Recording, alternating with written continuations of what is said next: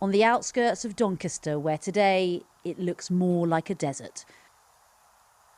Potterick Carr in Yorkshire is supposed to be a vast wetland, but here and across the UK, after the hottest July in England since 1935, the lakes and rivers are running dry.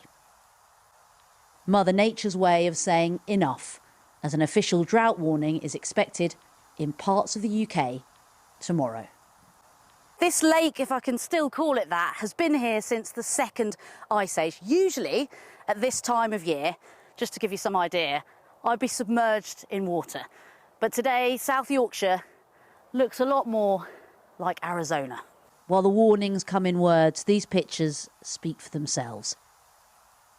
And here we are on the dried out bed of one of the wetlands that we created. Dr. Rob Stoneman has been studying climate change since the 80s, and even he is stunned.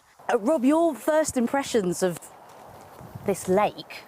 It feels like we're sort of in the desert. Oh, wow. I mean, it's grim, isn't it? It's really grim. I mean, I haven't been to Potterick for a little while, and I didn't realise it was going to be as bad as this, to be honest. This is grim. I mean, this would have been knee-high water, you know, full of ducks and geese and, you know, dragonfly larvae.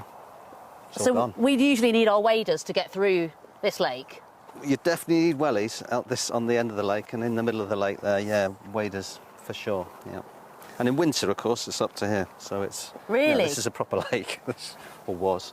Now, this would usually be a home of lots of different species and wildlife. What's happened to that? For all of the larvae, the sort of the dragonfly larvae, the beetle larvae, the mosquito larvae, all of the stuff that's at the base of the food chain, I mean, it will be dead. You know, it's gone. Declaring a drought means water companies could impose restrictions on non-essential use, while the risk of wildfires breaking out in parts of England and Wales has been elevated to its highest level. In Europe, scientists are predicting the worst drought since the 16th century. Some of the rivers of France, for now, gone, as wildfires tore through homes in southwest France. And in Poland, 5 tons of dead fish have had to be pulled from the Oder River. Across the Atlantic, California's wildfires have torn through hundreds of homes. Named the Firenado, the smoke and flames swirl, creating some of the worst damage in recent times. The fires have already claimed the lives of at least 4 people. I think what we're seeing is climate chaos across the world, aren't we? You know, so in Death Valley in the USA, you know, the hottest place on Earth, we've now got floods today. So some really big floods today. A 1 in 100-year event. These events are becoming more and more likely. If we were here in 2007, just in July 2007, actually we'd be underwater at the moment.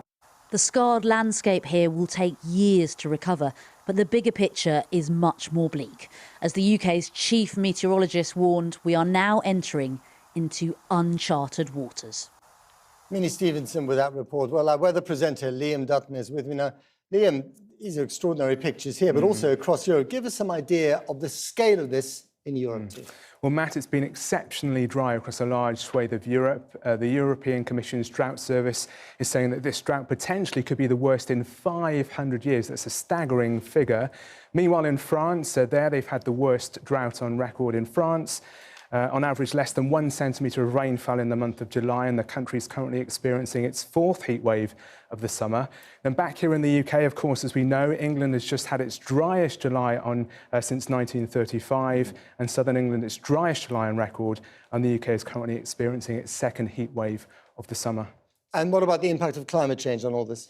Well, climate change will continue to bring heat waves that are hotter and more intense, and they'll last somewhat longer. And of course, when you get higher temperatures, that only exacerbates the drought. So droughts will worsen as well, particularly in the south of the continent. And what can we expect in the coming days here in the UK? Well, as we know, we've got rising temperatures, another heat wave on the way, 2nd heat wave of the summer.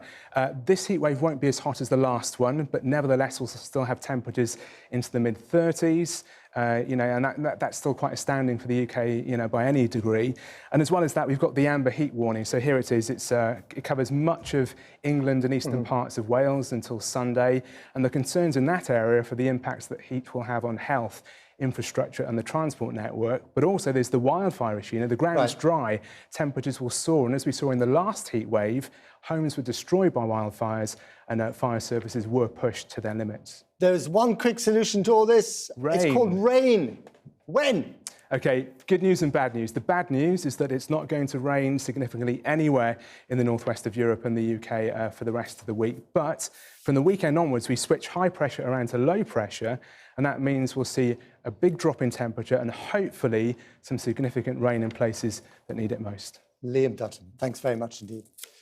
Well, joining me now is Christian Colvin from conservation charity The Rivers Trust. Thanks very much for coming on the programme. So give us some sort of picture, however bleak it might be, of the state of our rivers at the moment. Well, I'm afraid it is a rather bleak picture, and we're seeing rivers drying up much further down from the headwaters than they would typically. And we're seeing exceptionally low flows in a lot of our rivers. So even without this heat wave, only 14% of the rivers in England are in good ecological health. Did you say 14? And that means that they're 14, 1-4. Wow. Yes. Okay. Yeah, that's good. a low number. Yeah. So they're already suffering, you know, with pollution and high levels of abstraction. And of course, you know, an episode like this hot, dry period, which we expect to be calling a drought very soon, is, you know, puts them under even more pressure. And of course, you know, we also want to get water from our river systems, from the underground aquifers like the chalk that feed our rivers as well. So, you know, resetting this balance under the new conditions of the climate crisis is going to be absolutely critical. And we can't just do what we've always done. And we certainly can't just pray for rain. You know, as you said, that's the kind of short-term solution, but we need to be looking at long-term solutions for this as well. And if we don't find any of these long-term solutions, what is the environmental damage? Well, you know, we're really concerned about our rivers. We, you know, we've already lost 90% of our wetlands in England and in the UK. So, you know, we used to look like a very, very different country.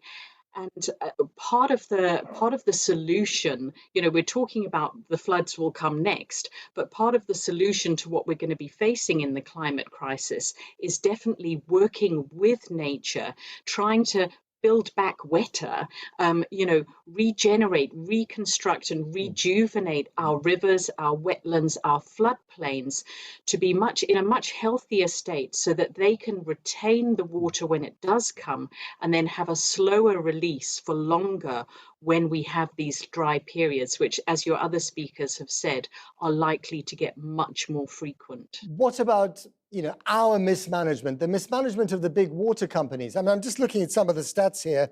1.5 million hours of raw sewage released into our rivers, 200,000 times in the last year. That's not good, is it?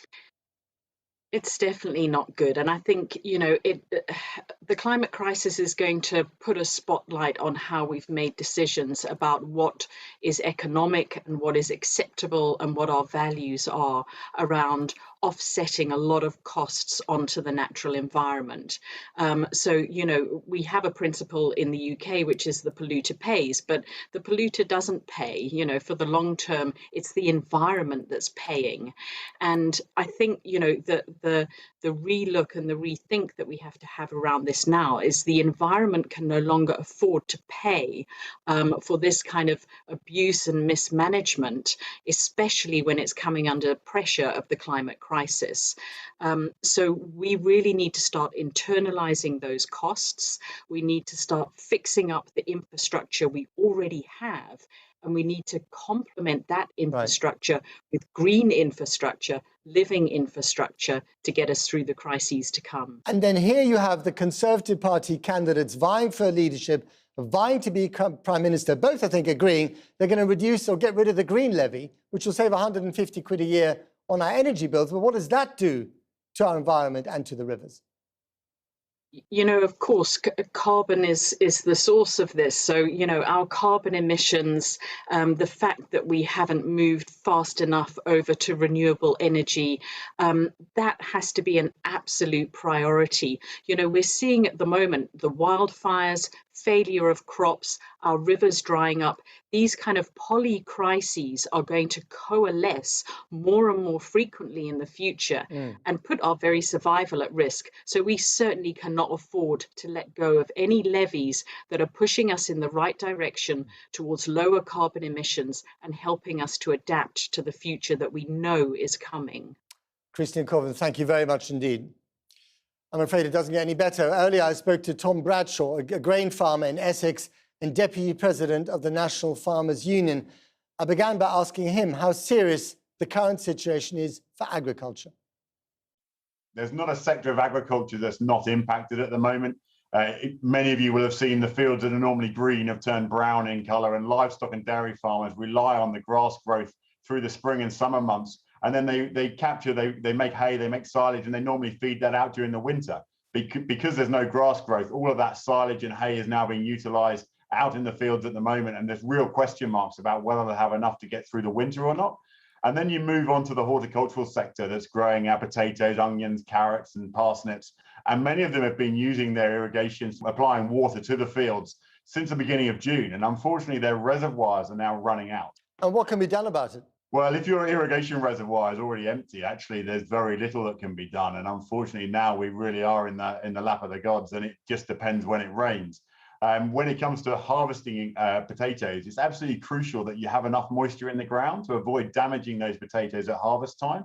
And it's likely that we're going to have smaller potatoes and smaller onions. And one of the things we are asking is that retail relaxes the specifications around contracts to make sure that there isn't unnecessary wastage. Smaller potatoes, but also possibly more expensive ones.